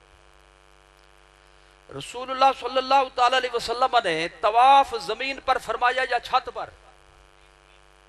صحابہ نے، تابعین نے، اتباع نے، ائمہ مجتہدین نے، سب نے زمین پر۔ صفا مروہ کی سعی زمین پر فرمائی یا چھتوں پر؟ تو آج 3 پورشن بنے ہوئے یا نہیں طواف کے لیے، سعی کے لیے؟ تو حضور نے، صحابہ نے، تابعین نے، سلف صالحین نے، انہوں نے طواف نیچے کیا، سعی نیچے کی، تو اس کا جواز کیسے نکلا؟ جی تو اب یا اصول توڑنے پڑیں گے یا چھتیں توڑنی پڑیں گی؟ جی اگر یہی بات ہے جو کام حضور نہ کر دے وہ ناجائز بدعت ہوتا ہے، تو یہ تو حج بھی ناجائز ہوا، عمرہ بھی ناجائز ہوا، پھر انتظام تو تم نے کیا، خود کہتے ہو بھی ہم مالک ہیں اس کے۔ سمجھے نہیں سمجھے؟ جی جہاد فرض ہے کہ نہیں؟ جی اور سرکار نے جہاد فرمایا، صحابہ نے جہاد فرمایا، تابعین نے جہاد فرمایا، سلف صالح نے جہاد فرمایا، لیکن جب وہ کافروں سے لڑے انہوں نے تلوار استعمال فرمائی، نیزہ استعمال فرمایا، تیر استعمال فرمایا، تفنگ استعمال فرمایا، بعض روایت میں فلاخن اور گوپن کی بھی جو نا وہ روایتیں موجود ہیں، یہ استعمال کی گئی۔ جی آج اگر جہاد کرنا ہو تو پھر اسی طریقے سے کرنا چاہیے نا جس طریقے سے حضور نے کیا، صحابہ نے کیا، تابعین نے کیا۔ یہ پھینکے بم، ہم پھینکے نیچے سے تیر، واہ واہ واہ واہ سبحان اللہ، مزہ آ جائے گا پھر۔ تو اس کا حل یہ ہے کہ ہمیں نہ لے جاؤ، پھر انہی کو لے جاؤ، ان کی سنت پوری ہو جائے گی، ہمارے جان چھوٹ جائے گی پاکستان کی۔ غصے ہو گئے تو پھر بولتے کیوں نہیں ہیں؟ ایک مولانا فیصل آباد سے آئے تھے میلاد چوک میں، یہ جب میں شروع میں آیا تھا، وہ تقریر کر رہے تھے اور بندہ ساتھ نیند کر رہا تھا۔ اس نے کہا کہ بھئی او بزرگو، اس نے کہا جی میری تقریر اچھی ہے کہ نہیں؟ اس نے کہا اچھی ہے، پھر نیند کیوں کر رہا ہے؟ دوسرے سے کہا میں نے جملہ اچھا بولا کہ نہیں؟ اس نے بڑا اچھا بولا، پھر کہتا نعرہ کیوں نہیں لگایا؟ وہ کم از کم بات سمجھ آ رہی ہے، پسند آ رہی ہے تو بولو تو صحیح کچھ نہ کچھ۔ جی یا کہو سبحان اللہ، ماشاء اللہ، نہیں تو انا للہ، یا پھر ہوئی اللہ، کچھ نہ کچھ تو کہنا پڑے گا نا اس حوالے سے۔ خوش ہو کہ نہیں؟ تو بدعت کی یہ تعریف ہی غلط ہے کہ جو کام حضور نہ کر جائے، صحابہ نہ کر جائیں۔ بہت سے کام حضور نے نہیں کیے، صحابہ نے نہیں کیے، ہمیں کرنے پڑتے ہیں۔ بدعت وہ نیا کام ہے جو شریعت کے خلاف ہو۔ لو جی ایک جملے میں نے مکا دیا، بدعت وہ نیا کام ہے جو شریعت کے خلاف ہو اور اسے شریعت سمجھ لیا جائے۔ سمجھ آ گئی؟ بدعت وہ نیا کام ہے، عمل ہو یا عقیدہ ہو، جو شریعت کے خلاف ہو اور بندہ اس کو شریعت سمجھے تو وہ ہوتی ہے بدعت۔ تو جب یہ بات آ گئی تو میں یہ عرض کرنا چاہتا ہوں، جو حضرات اس غلط فہمی میں ہیں، جنازے کے بعد دعا بدعت، اذان کے ساتھ صلاۃ السلام بدعت، محفل میلاد بدعت، محفل معراج بدعت، تو کم از کم اس کو سمجھو بدعت ہوتی کیا ہے؟ وہ نیا کام جو شریعت کے خلاف ہو اسے شریعت سمجھا جائے۔ میں کہتا ہوں میلاد کو پہلے نیا ثابت کرو، پھر اس کو شریعت کے خلاف ثابت کرو، پھر یہ بدعت کی تعریف اس پہ صادق آئے گی۔ میلاد کا کام نہ نیا ہے نہ شریعت کے خلاف ہے۔ بدعت ہوتی ہے نیا کام جو شریعت کے خلاف ہو۔ تو جس نے حضور کا ذکر کیا اس نے شریعت کے خلاف کام نہیں کیا، جی اس نے شریعت کے خلاف کام نہیں کیا، لہذا میلاد کرنے والا بدعتی نہیں، جو روک رہا ہے اس نے ایسا نیا کام کیا جو شریعت کے خلاف ہے، لہذا میلاد کرنے والے بدعتی نہیں، میلاد سے روکنے والے بدعتی ہیں۔ مقصد میرا پھر بھی یہی ہے کہ سیدھے ہو جاؤ، توبہ کر لو، مر جانا ہے، قبر میں جانا ہے، انہی کو منہ دکھانا ہے جن کی بات ہو رہی ہے، جی انہی کے لب ہلیں گے تو کام بنے گا، انہی کا سجدہ شفاعت ہوگا تو مغفرت ہوگی۔ تو لہذا وہ کام کرو جس سے اللہ کا محبوب خوش ہو جائے۔ میں ایک اجازت چاہتا ہوں ایک جملے کی مختصر، جی میلاد شریف حضور کا ذکر ہے، کوئی شک ہو تو چپ کر جاؤ جی، اگر اس میں آپ کو یقین ہے تو پھر گواہی دے دو حق کی۔ میلاد حضور کا ذکر ہے، اور حضور کا ذکر اللہ کا ذکر ہے، اور اللہ کا ذکر عبادت ہے۔ جو عبادت ہو وہ بدعت نہیں، جو بدعت ہو وہ عبادت نہیں۔ نعرہ تکبیر، نعرہ رسالت، نعرہ حیدری، نعرہ غوثیہ، مسلک حق اہل سنت۔ اچھا، اب میں اس کا بھی ایک ذرا تھوڑا سا ایک جملہ بول دوں، بات مکمل ہو جائے گی، پھر میں اپنی گفتگو کو سمیٹ رہا ہوں جی، کہ حضور کا ذکر اللہ کا ذکر ہے۔ حضور کا ذکر، جس نے حضور کو یاد کیا اس نے اللہ کو یاد کیا جی۔ جو محمد محمد محمد صلی اللہ علیہ وسلم کہتا رہے، زبان سے ورد کرتا رہے، وہ گویا کہ مانوی حیثیت سے اللہ کو یاد کر رہا ہے، کیونکہ محمد کو بنایا کس نے؟ اللہ نے۔ شان کس نے دی؟ تو اللہ کے بھیجے ہوئے سے محبت کر رہا ہے، لہذا مانوی حیثیت سے یہ بندہ اللہ کا ذکر کر رہا ہے۔ تو لہذا جو یا رسول اللہ کہے اس نے حضور کو یاد کیا، حضور کا ذکر کیا، اور حضور کا ذکر اللہ کا ذکر ہے، تو لہذا یا رسول اللہ کہنا بھی عبادت ہے، یہ بھی کار ثواب ہے۔ مانوی حیثیت سے گویا کہ بندہ کہہ رہے یا اللہ، یا رسول اللہ، اے اللہ کے رسول، اللہ کے بھیجے ہوئے۔ کس کے بھیجے ہوئے؟ اللہ کے بھیجے ہوئے، تو اللہ کا ذکر تو ساتھ آ گیا۔ سمجھ میں آ گئی؟ حضور کا ذکر اللہ کا ذکر ہے۔ میں اس کی ایک چھوٹی سی ایک نظیر پیش کرنا چاہتا ہوں سلو سپیڈ میں، تاکہ نیند والوں کو نیند میں پہنچ جائے، جو تھکے ہوئے ہیں ان کو تکلیف نہ کرنی پڑے، خود بخود پہنچ جائے۔ لیکن پہلے مجھے بتائیں نیند میں پہنچ جائے گی کہ نہیں جی؟ وہ ہم قبروں میں ختم پہنچا دیتے ہیں، آپ کیا چیز ہو؟ سامنے تو بیٹھو، پہنچ جائے گی؟ کہتے بولیں کہ ہم نے بس پہنچاتے رہو۔ چلیے اتنا بھی غنیمت ہے۔ میں کہتا ہوں آپ پڑھ رہے نماز، آپ کو کوئی بندہ بلائے، آپ چلے جائیں، اس کا کہنا مانیں، نماز بچے گی یا ٹوٹ جائے گی جی؟ یہ جو چپ ہیں ان کے نہیں ٹوٹے گی، تو ٹوٹے گی تو صحیح مسئلہ بتاؤ، پھر گواہی دو۔ حق کی گواہی دینا فرض ہوتا ہے جی۔ جو کسی کے کہنے پہ چلا جائے نماز کو چھوڑ دے، اس کی نماز ٹوٹ گئی۔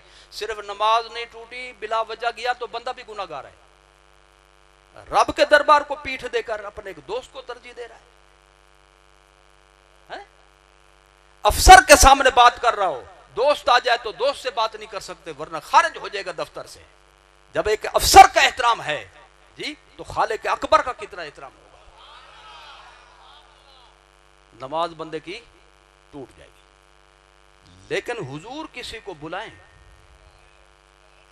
بندہ نماز پڑھ رہا ہو، اس بندے کو آگے نماز جاری رکھنے کی اجازت ہی نہیں ہے، اس پر فرض ہے نماز کو وہیں پہ چھوڑ دے، فوراً حضور کی خدمت میں حاضر ہو جائے، حضور سے باتیں کرے، حضور فرمائے کہ فلاں کام کر کے آؤ، کعبہ ادھر تھا بندہ بھیجا ادھر، قبلہ ادھر تھا بندہ بھیجا ادھر ادھر، وہ گیا سودا سلف لیا، بحث کی دکاندار سے، حضور کی خدمت میں حاضر ہوا، حضور میں نے نوکری سر انجام دے دیا ہے، اب کیا حکم ہے؟ حضور فرمائے جاؤ اب نماز پڑھو۔ تو اب مسئلہ میں پوچھنا چاہتا ہوں، نماز وہ دوبارہ نئے سرے سے پڑھے یا وہیں سے شروع کرے جہاں چھوڑی تھی؟ اور ایمان کی گواہی دو، مسئلہ یہی ہے کہ نماز نئے سرے سے شروع کرنا ضروری نہیں جی، کیونکہ ٹوٹی نہیں، نماز بھی تو انہی سے ملی تھی، نماز بھی تو انہی کا صدقہ ہے، نماز فرض ہے لیکن حضور کا ادب احترام نماز سے زیادہ فرض ہے، تو لہذا نماز نہیں ٹوٹی جی۔ تو گویا کہ حضور کے کہنے پہ جب بندہ گیا تو وہ اللہ کے کہنے پہ جا رہا ہے، تو حضور کا ذکر کس کا ذکر ہے؟ اللہ کا ذکر۔ میں نے ایک چھوٹی سی نظیر پیش کی۔ اچھا خیر، یہ مسئلہ بحث میں آ سکتا ہے کہ بھی ثابت کرو کہ بھی بات کرنے سے نماز نہیں ٹوٹتی، حضور کی خدمت میں کوئی جائے نوکری سر انجام دے، نماز میں کوئی فرق نہیں پڑتا۔ تو میں وہ مثال پیش کروں جس کی مثال ہی نہ ہو، نماز پڑھتے ہو جی؟ فرض، واجب، سنت، موقدہ، غیر موقدہ، نفل معصور، نفل سادہ، 4 رکعتی. میں نے تو لسٹ پیش کرنی ہے، بیٹری ابھی سے ڈاؤن ہو گئی جی. 3 رکعتی، 2 رکعتی. میں نے نماز کی قسمیں بیان کی ہے. نماز فرض ہو، واجب ہو، سنت موقدہ ہو، سنت غیر موقدہ ہو، نفل معصور ہو یعنی جو حضور سے ثابت ہے نفل، یا نفل سادہ ہو، ثابت تو نہیں، اجازت ہے اس کی. 4 رکعتی، 3 رکعتی، 2 رکعتی، کوئی نماز ایسی نہیں جس میں السلام علیکہ ایھا النبی نہ پڑھنا پڑتا ہو. ایمان سے بتاؤ، پڑھتے ہو السلام علیکہ ایھا النبی؟ کہاں پڑھتے ہو؟ رکوع میں، سجدے میں؟ یہ بھی تو ٹیسٹ لو نا بھی جاگ رہے ہو یا نہیں. بولو کہاں پڑھتے ہو؟ اتحیات میں. اتحیات میں 2 زانو بیٹھ کر، گھٹنے ٹیک کر، ادب سے سر کو جھکا کر، منہ ہے کعبہ شریف کی طرف، مکہ شریف کی طرف. اور آپ کو پتا ہونا چاہیے کعبہ شریف بعد میں آتا ہے، نبی کے میلاد والا مکان کعبے سے پہلے آتا ہے. تو لہذا جو پاکستان سے نماز پڑھتا ہے اس کا منہ سیدھا مولد النبی صلی اللہ علیہ وسلم کی طرف ہوتا ہے، یعنی اس مکان کی طرف جس میں حضور کی پاک ولادت ہوئی، جس میں حضور کا میلاد ہوا. تو 2 زانو بٹا کر، گھٹنے ٹکوا کر، ادب سے سر جھکوا کر اللہ پڑھاتا ہے ہر نمازی سے. پڑھو اب السلام علیکہ ایھا النبی. نماز سے باہر نہیں پڑھے گا تو یہاں نہ پڑھوا دوں تو رب بھی نہ کہنا جی. نماز سے باہر کہتے ہو یا نبی سلام علیکہ نہیں پڑھنا، نہ پڑھنے دینا ہے، یہاں گھٹنے باندھ کر نہ پڑھواؤں تو علی کل شیء قدیر بھی نہ کہنا. پڑھوا دیا کہ نہیں پڑھوا دیا؟ کیا پڑھتے ہو؟ میں لکھ دیتا ڈھڈ جتکا نہ پوسی ہو سی تو ٹھیک تھی ویسی انشاءاللہ. اب پھر بتا دو جلدی جلدی، نہیں تو جو نہیں پڑھے گا میں سمجھو اس کو آتی نہیں ہے کبھی. اب میرا شک دور کرو، غلامی کا ثبوت پیش کرو. کیا پڑھتے ہو؟ السلام علیکہ ایھا النبی ورحمۃ اللہ وبرکاتہ. السلام علی النبی ورحمۃ اللہ تو نہیں پڑھتے. کیا پڑھتے ہو؟ السلام علیکہ ایھا النبی، خطاب کا صیغہ، حاضر کا صیغہ.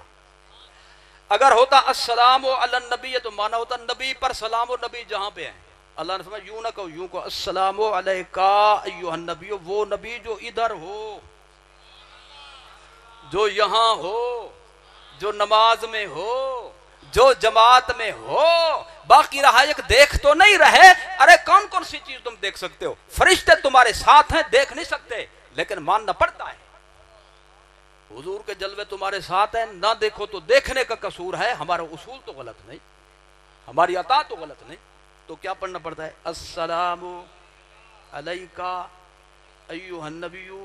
نہ پڑھو تو میں پڑھ کر پھونکا دے دیتا ہوں سب کو، کام اس طرح بھی چل جائے گا. پڑھنا ہے تو پھر پورا پڑھو.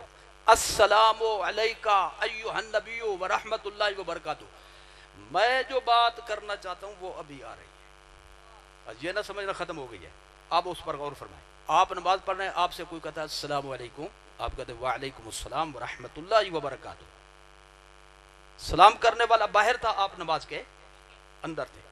یا آپ نماز کے اندر تھے، آپ نے دوسرے سے کہا السلام علیکم، اس نے کہا وعلیکم السلام، نماز بچے گی؟ جی مجھے پچھلے حضرات کی تحقیق پہ ذرا تھوڑا سا تجسس ہو جاتا ہے، شاید ان کی کوئی تحقیق کو بھی نہیں ٹوٹے گی. او بولو مسئلہ یہی ہے، نماز سلام کرو تو بھی ٹوٹ جائے گی، کسی کے سلام کا جواب دو. آپ نے کہا السلام علیکم، نماز کہے گی وعلیکم السلام، میں بھی جا رہی ہوں، میں بھی ختم. جی اللہ تعالیٰ نے عقل دی ہے بھائی، سمجھ عطا فرمائی. اتنا تو ہر بندہ سوچ سکتا ہے. پہلی بات یہ نماز خدا کی ہو، ذکر اس کے یار کا ہو، کچھ اہمیت تو ثابت ہوتی ہے. اور پھر پکار کر حضور کو سلام پیش کیا جائے حاضر کے صیغے کے ساتھ. ہم ایک دوسرے کو سلام کریں جی، نماز بچتی نہیں. اور حضور کو سلام نہ کرے تو نماز بنتی نہیں. تو کیا ثابت ہوتا ہے؟ ثابت یہ ہوتا ہے کہ حضور کا ذکر اللہ کا ذکر ہے. ہمت کرو، حضور کا ذکر اور اللہ کا ذکر کرنا چاہیے یا نہیں؟ या अय्युहल्लज़ीना आमनु ज़कुरुल्लाह, जी आगे ज़िक्रन कसीरा के कलीला, जी वज़कुरुल्लाह कसीरन के कलीलन। अल्लाह फरमाते ईमान वाले हो तो एक तो अल्लाह का जिक्र करो और फिर थोड़ा ना करो बल्कि ज्यादा जिक्र किया करो। और हुजूर का जिक्र अल्लाह का जिक्र है, तो नतीजा ये निकलेगा अल्लाह ये फरमाना चाहता है मेरे जितने जिक्र के तरीके हैं उनको बकसरत किया करो। तो माना ये निकलेगा जो चीज मेरा जिक्र है वो मेरी इबादत है। इबादत छोड़ने की चीज नहीं होती बल्कि करने की चीज होती है। ये तो हो गई जी मिलाद शरीफ की बात। जी मिलाद ना होता कुरान, हिम्मत करो, कुरान होता ना मिलता हमें। कुरान तो था, अल्लाह का कलाम है, वो तो मौजूद था, लेकिन हमें न मिलता। तो मिला है तो हुजूर के। ये हो गया दूसरा उन्वान। जी दूसरा उन्वान। तो कम अज कम इतना समझ लें कि ये हुजूर का साथी है, सरकार का साथी है। कुरान हुजूर का साथी है। क़द जाअकुम मिनल्लाहि नूरुन व किताबुम मुबीन। जब कोई किसी के पास आए उससे कुछ सवाल किए जाते हैं, कहां से आए,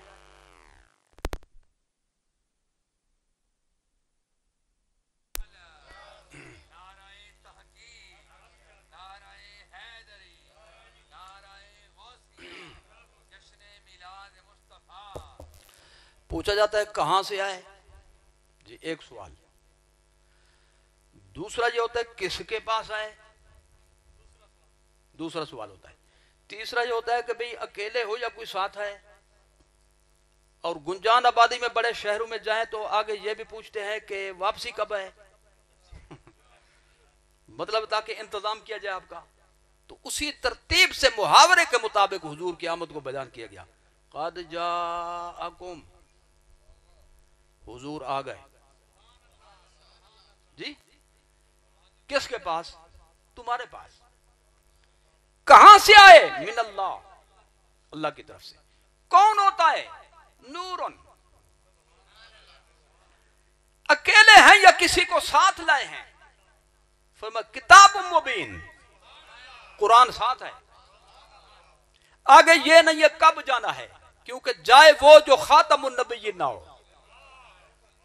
जी जिसने खत्म नबूवत का ताज सर पे सजाया हुआ हो, उससे यह सवाल नहीं किया जाएगा। लिहाजा अगले सवाल की खामोशी बताती है हुजूर के बाद कोई नबी नहीं सल्लल्लाहु अलैहि वसल्लम। कुरान हुजूर का साथी है, तो जो कुरान से मिला हुजूर से मिला। कुरान हुजूर का सहाबी है, सुभान अल्लाह, हर जगह मौजूद, घर में मौजूद, मस्जिद में मौजूद, कुल्लन जुज़न हर मुसलमान के सीने में मौजूद। ये हुजूर का साथी है। अहमियत हुई कि ना हुई जी। तो साथी हुजूर ने इसलिए बनाया कि मुझे खुश करना हो, मैं तो चला जाऊंगा, पर्दा फरमा जाऊंगा, यही मेरा साथी मिलेगा तुम्हें। इसी का ख्याल रखना, इसी की कदर करना, इसी का एहतराम करना। मुझे खुश देखना चाहते हो, इसी की मानना, इसी के मुंदरजात पे चलना। तो लिहाजा सबसे बढ़कर वो हैं जो इसी के साथी है। खैरुकुम मन तअल्लमल कुरान व अल्लमहु। हुजूर ने फरमाया पढ़ने पढ़ाने के काम में सबसे अच्छा काम है कुरान पढ़ना पढ़ाना। दूसरे मज़ामीन भी कोई पढ़ाए, अच्छे हूं तो अच्छे हैं, बुरे हूं तो बुरे हैं, लेकिन अच्छे मज़ामीन भी हूं तो सब अच्छे मज़ामीन में सबसे बेहतर मजमून कुरान है। लिहाजा फरमाया खैरुकुम, मैं अल्लाह का रसूल सनद देकर जा रहा हूं, मैं ये इस हवाले से खुशखबरी सुना कर जा रहा हूं। मेरे नजदीक पढ़ने पढ़ाने वालों में सबसे अच्छा, बेहतर, अफजल, बड़ी शान वाला वो है जो कुरान पढ़े भी सही और कुरान पढ़ाए भी सही। जी मैं इस हवाले से एक बात मजीद अर्ज करना चाहता हूं। हुजूर ने उसी को अहमियत दी जो कुरान का साथी हो। जंग उहद जब हुई थी तो जगह थी उस वक्त कम कुबूर मुकद्दसा के लिए, लिहाजा बहुत सी कब्रें इज्तिमाई बनाई गई। एक एक कब्र शरीफ में कई कई सहाबे किराम को रखा गया। اب سرکار خود تشریف لائے، صحیح بخاری شریف میں یہ حدیث موجود ہے، صحیح بخاری چلی تھی، وہ چل رہی ابھی، لیکن آپ نے چلنا بند کر دیا ہے۔ آپ بھی میرے ساتھ چلیں ذرا، یعنی تکمیل کی طرف جی۔ اسی صحیح بخاری میں ہے، حضور صحابہ کرام کی جب مزارات تیار ہوئیں، ان کی قبور کے جو تھا اس کا کنارہ تھا، ان پہ تشریف لے گئے۔ جب صحابہ کرام کو اجتماعی شکل میں مزار میں رکھا جا رہا تھا، حضور فرماتے تھے جو قرآن سب سے زیادہ پڑھا ہوا ہے ان میں، اس کو آگے رکھو، جو اس سے کم ہے اس کو پیچھے رکھو، جو بالکل کم ہے اس کو بالکل پیچھے رکھو۔ تو سرکار نے کس کو اہمیت دی جی؟ اچھا مجھے یہ بتائے کہ بھئی جب کوئی بندہ فوت ہو جائے تو ایصال ثواب کے لیے قرآن خوانی ہوتی ہے یا نہیں ہوتی؟ تو یوں کہ انہیں اعلان کرتے کہ بھئی بندہ فوت ہو گیا، کل خوانی ہوگی، تو لہذا جو کتابیں جو بندہ پڑھا ہوا ہے، پرائمری پڑھا ہوا ہے، مڈل پڑھا ہوا ہے، میٹرک پاس ہے، ایف اے بی ہے، جتنے اپنی اپنی کتابیں لے آج ایصال ثواب کریں گے جی۔ تو قرآن ہی آگے جاتا ہے، قرآن ہی آگے جاتا ہے، لہذا اسی کا حوالہ دی، اسی کو پڑھا جاتا ہے۔ سپارے تقسیم کی جاتے ہیں یہ سکول کی کتابیں،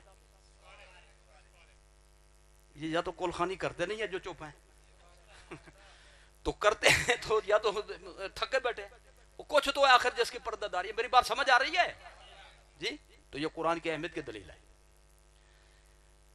ایک بچہ جب سکول پڑھنے کے لیے جاتا ہے، اس کا بستہ، اس کا بیگ اتنا بڑا ہوتا ہے، بچہ ہے 4 کلو کا، ایک مثال ہے جی، لیکن بیگ ہے 6 کلو کا، اٹھا بھی نہیں سکتا، لیکن وہ بیگ پیچھے ہے، بولو پیچھے ہے، اور جو مسجد کی طرف جائے، جو بچہ دین اداری کی طرف جائے، قرآن لے کر جائے، قرآن سینے پہ ہوتا ہے، قرآن آگے ہوتا ہے، مطلب یہ ہوتا ہے وہ کتابیں پیچھے رہ جائیں گی، ساتھ جس نے جانا یہی حضور کا ساتھی ہے، یہی قرآن ہے۔ تو لہذا ان جملوں کا مقصد یہ ہے کہ بھئی جب یہ مدرسہ کھولا ہے آپ حضرات نے، تو اس کو آباد بھی کریں پڑھنے پڑھانے سے جی۔ جو علم پڑھائے یعنی اپنی ضرورت کے مطابق جائز ہیں، جائز علوم بالکل جائز ہیں، دنیاوی پڑھانا بھی ٹھیک ہے جی، دنیاوی کاروبار کرنا بھی ضرور، اس کو بھی چلانا ہے، وہ جائز ہے، اسی لیے سب کو مولوی بننا ضروری نہیں۔ فلولا نفر من كل فرقة منهم طائفة، اللہ نے فرمایا ہر قبیلے سے کچھ لوگ علم دین حاصل کریں پورا، پھر وہ دوسروں کو سمجھائیں۔ وہ سارے مولوی بن جائیں تو پھر کمائے گا کون؟ پھر دنیا کا کام چلے گا کیسے؟ لیکن اس سے یہ واضح ہو گیا دوسروں پر فرض ہے کہ مولویوں کے پیچھے چلیں، یہ نہ کہ میرا خیال یہ ہے، تیرا خیال نہیں چلے گا، خیال وہ چلے گا جو اللہ کی کتاب میں ہے، جو حضور کے ساتھی کے پاس ہے۔ سمجھ میں آ گئی؟ تو لہذا بچوں کو جی قرآن شریف کی تعلیم دیں، اور اس کا تعلیم دینے کا ایک فائدہ یہ ہوتا ہے کہ جب بندہ فوت ہو جائے، فوت ہونا ہے، پڑھا ہوا ہوگا تو پھر ہاتھ کھڑے کر کے قرآن بھی پڑھ دے گا، ختم بھی پڑھ دے گا، دعا بھی پڑھ دے گا، یعنی چراغ پیچھے روشن ہوگا۔ اور اس سے یہ بھی سمجھ لیں کہ بندہ قرآن پڑھے اور قرآن پڑھ کر فارغ ہو تو پھر فارغ ہی ہو جائے، وہ کہے دادے کو نہیں پہنچتی، نانے کو نہیں پہنچتی، اماں کو نہیں پہنچتی، ابے کو نہیں پہنچتی، تو مانگوں کیسے، میں پہنچاؤں کیسے؟ لہذا پڑھاؤ ایسے ماحول میں کہ بندہ جب پڑھ کر فارغ ہو، دعا کا منکر نہ ہو، دعا کا قائل ہو، کیونکہ یہ ہوتا ہے چراغ، یہ ہوتا ہے صدقہ جاریہ۔ تو پڑھ کر کہے کہ نہیں پہنچتا، کیوں پڑھوں؟ تو اس سے بہتر تھا جاہل ہو، جاہل ہوتا کسی پڑھے لکھے کو لے آتا، بھی میں تو نہیں مانگ سکتا، تم بھی مانگ لو، جیسے مروج ہے۔ تو اس لیے وعدہ کریں کہ بھی یہ کام کریں گے۔ کون سا؟ یعنی اپنے بچوں کو قرآن شریف کی تعلیم دیں، اور ایسے ماحول میں دیں جہاں حضور کی غلامی کی سند مل جائے، اور وہ ملے گی اہل سنت و جماعت کے پاس۔ پرچی آ گئی کہ بچیوں کا سوال ہے کہ حفظ کا اور دینی تعلیم کا بہت شوق ہے، لیکن کچھ اعزہ و اقارب یہ کہہ کر منع کرتے ہیں کہ گناہ ہے، بلکہ کبیرہ گناہ ہے، کیونکہ بچی کی ذمہ داریاں بہت ہیں، بھول بھی جائیں گی اور علم حاصل کر کے عمل بھی نہیں کریں گی۔ واہ جو دلیل پیش کی ہے بھائی جی، 1000 روپیہ نچھاور کرنے کو جی چاہتا ہے، بھول جائے گی اس لیے نہ پڑھے، وہ جو روڈ پہ جائے تو ایکسیڈنٹ تو بھی ہو سکتا ہے، لہذا گھر سے ہی نہ نکلے. کیوں نہیں بولتے ہو جی؟ ہو سکتا ہے بھی چولہا جلائیں آگ ہی لگ جائے تو چولہا ہی نہ جلائیں جی. بھئی جو نقصان ہو، جو خطرہ ہو، اس سے بچنے کی تدبیر کریں یا کام ہی چھوڑ دیں. ہمت کرو.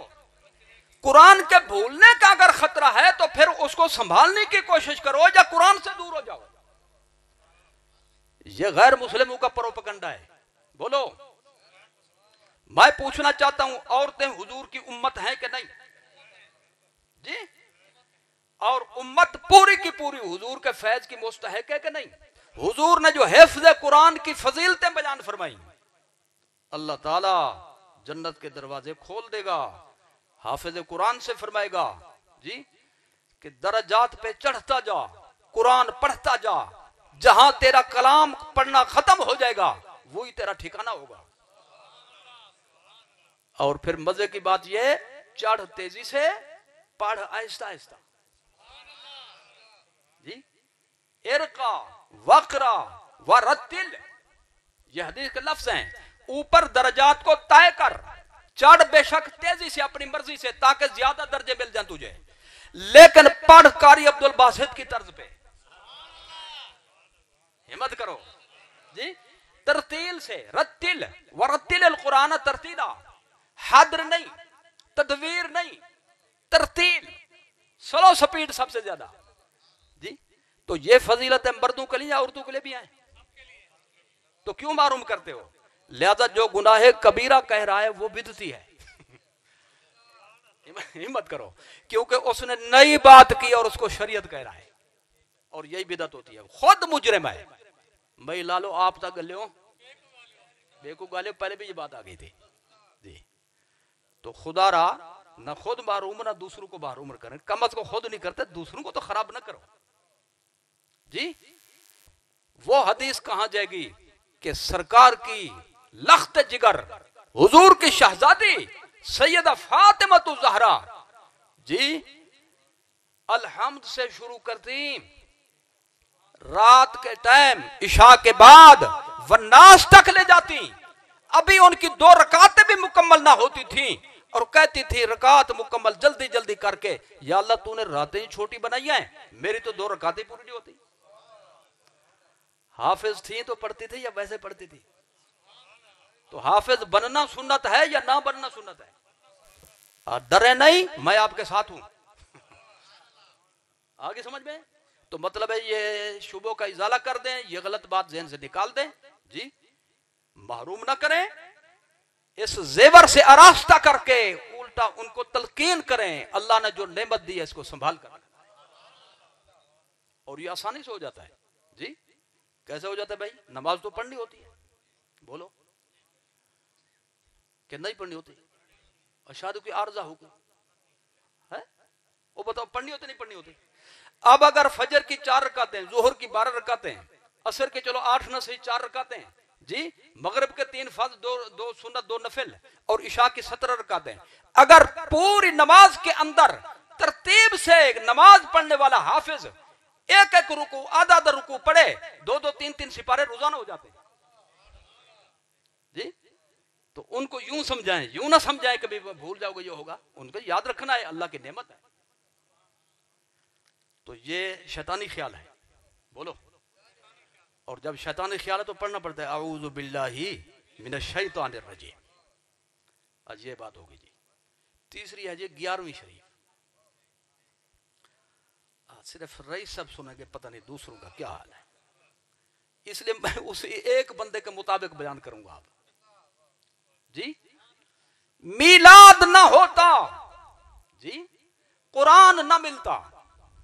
مختصر عرض کروں گا اسی لائے کے اندر، میلاد نہ ہوتا، قرآن نہ ملتا. قرآن تو ہوتا تھا، اللہ کا کلام ہے، ازلی ابدی ہے، قدیم ہے، وہ تو تھا لیکن ملتا نہ ہمیں. میلاد کے صدقے میلاد نہ ہوتا تو قرآن نہ ملتا، قرآن نہ ملتا تو نماز نصیب نہ ہوتی، روزہ نصیب نہ ہوتا، حج نصیب نہ ہوتا، زکوٰۃ نصیب نہ ہوتا، جہاد نصیب نہ ہوتا، سبحان اللہ کہنا نصیب نہ ہوتا، الحمدللہ کہنا نصیب نہ ہوتا، اللہ اکبر کہنا نصیب نہ ہوتا، نہ نیکیاں نصیب ہوتی، نہ نیک بنتا کوئی جی، نہ اس میں ترقی کرتا، نہ کوئی غوث بنتا، نہ کوئی قطب بنتا، نہ کوئی ابدال بنتا، نہ کوئی نقبا سے ہوتا، نہ نوجبا سے ہوتا، نہ افراد سے ہوتا، نہ غوث اعظم ہوتا، نہ خواجہ غریب نواز ہوتا، نہ داتا ہوتا، نہ خواجہ ہوتا۔ یہ سارا کچھ بنے ہیں قرآن سے جی، قرآن نہ ہوتا تو غوث اعظم نہ ہوتے، تو غوث اعظم بھی ملے ہیں تو قرآن کے صدقے میں ملے، تو لہذا جو چاہتا ہے کبھی ان کی جماعت کا بن جائے وہی کرے جو انہوں نے کیا جی۔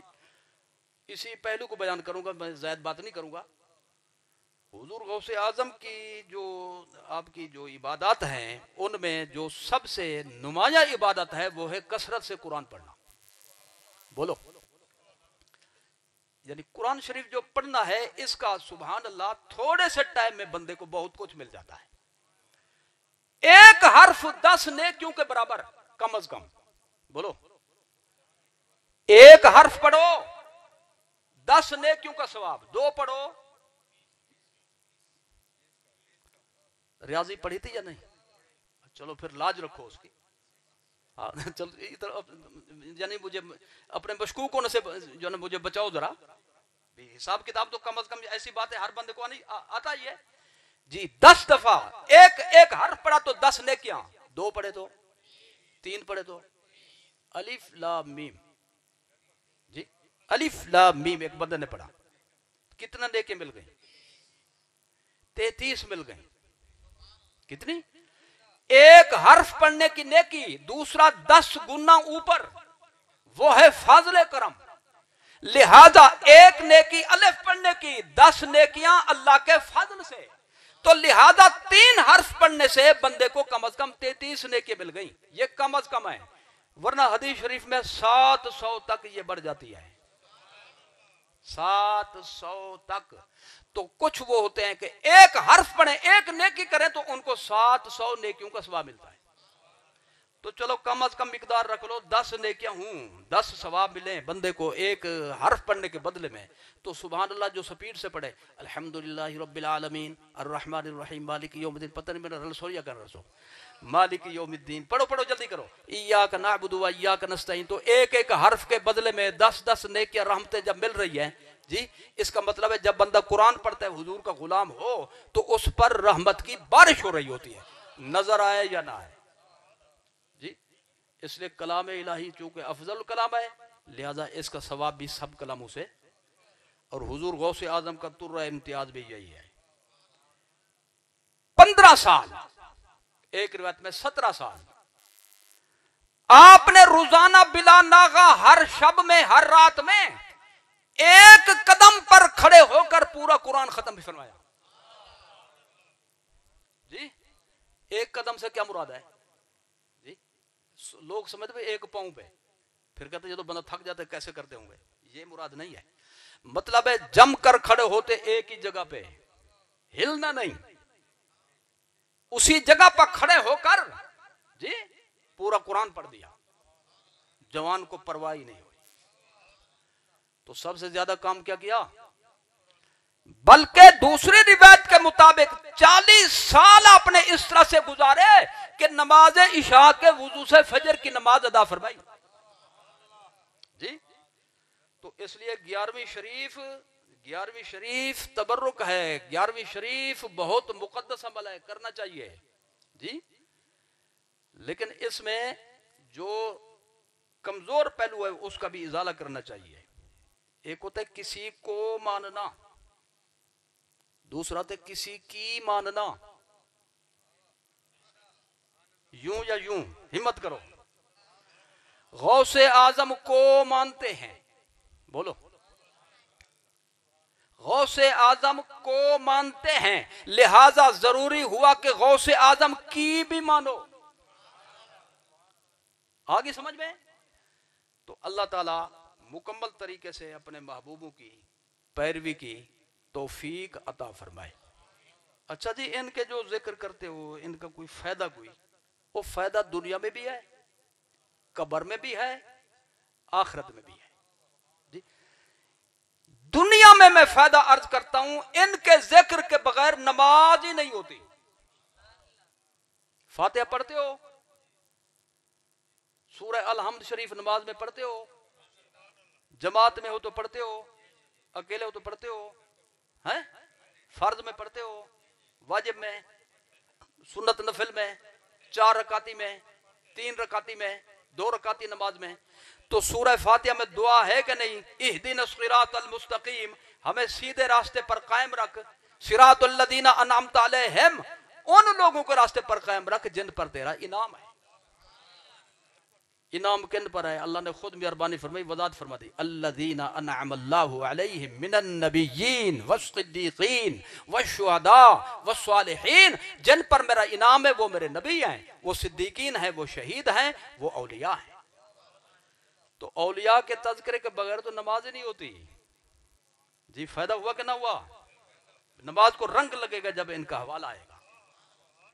قبر میں اللہ ان کے صدقے میں آسانی فرماتا ہے، جی آخرت میں اللہ ان کی برکت سے بخشش فرمائے گا۔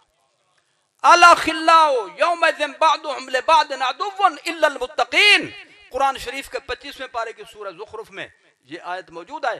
اللہ فرماتا ہے قیامت کے دن سب دوستیاں ختم ہو جائیں گی دنیا والی، لیکن جو صالحین مقربین متقین کی دوستی ہے، اللہ فرماتے وہ دنیا میں بھی قائم ہے، قبر میں بھی قائم ہے، آخرت میں بھی قائم ہے، اور دوستی کی لاج رکھی جاتی ہے۔ تو اللہ اشارہ فرما رہا ہے جو میرے محبوبوں سے نسبت رکھتے ہیں جب وہ جنت میں جائیں گے تو کہیں گے یا اللہ ہمارے ماننے والا پیچھے رہ جائے، ہم چلے جائیں، یہ تو نہیں ہوگا، لہذا ہمیں بھی ان کو اور ہمیں ایک ساتھ ہی جنت میں بھیج دے۔ اللہ یہ فرمانا چاہتا ہے۔ تو فائدہ ہوا کہ نقصان ہوا؟ جی جب فائدہ ہے تو فائدے والا کام کریں یا اس سے بچیں؟ لہذا میلاد بھی کرو، قرآن بھی پڑھاؤ، اور 11ویں بھی کیا کرو، جی اور بھائی یہاں پہ تو تبرک بھی مل جاتا ہے کھانے کو، چلو اور نہ صحیح یہی تو مل جاتا ہے، آگے سمجھ میں؟ تو تبرک کو کھانا بھی بذات خود ایک فضیلت ہے، تبرک کو استعمال کرنا بھی بذات خود فضیلت ہے۔ رسول اللہ صلی اللہ علیہ وسلم نے جن کھانوں میں لعاب دہن شریف شامل کیا، صحابہ کرام نے تھوڑا کھایا زیادہ کھایا، شوق سے کھایا یا بے رخا کھایا؟ شوق سے کھایا، کیونکہ ان کا عقیدہ تھا کہ یہ بن گیا تبرک۔ لعاب دہن شریف والا جو کھانا ہے، جو کھائے گا حضور کا غلام اس پر جہنم کی آگ حرام ہو جائے گی۔ تو اللہ تعالیٰ بخشش فرما دیتا ہے۔ تو اسی جذبے کے ساتھ ہم یہ محفلیں مناتے ہیں، جی اور یہ صرف اہل سنت میں ملے گی، لہذا سنی بن کر رہو، یعنی بندے بنتے رہو۔ آگے سمجھ میں؟ تو اسی بندگی کا ایک حصہ ہے کہ صلاۃ و سلام بھی ہم ضروری سمجھتے ہیں، سرکار کی بارگاہ میں ضروری سمجھتے ہیں، پھر بیٹھے کیوں ہیں؟ کھڑے ہو جاؤ نا پھر۔